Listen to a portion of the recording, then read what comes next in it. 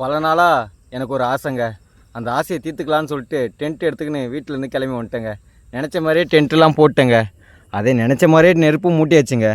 ஆனால் இந்த மாதிரி காடியை மட்டும் எங்களால் வேக வைக்க முடியல. இந்த நெருப்பில் காடியை வேக வைக்கலான்னு பார்த்தா நாங்களும் கூட சேர்ந்து வெந்துடுறோம். அதனால் இப்போ வந்து நம்ம கேஸ் அடுப்பில் தான் காடியை வேக வச்சுன்னு இருக்கோங்க.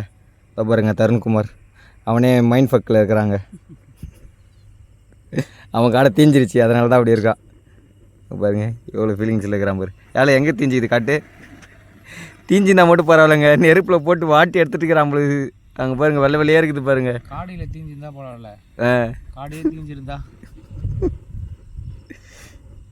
சாம்பலில் இந்த சாம்பலில் போட்டு பெரட்டி எடுத்துகிட்டு இருக்கிறான் பொழுதுங்க. டேஸ்ட்டாக இருக்கும்ல.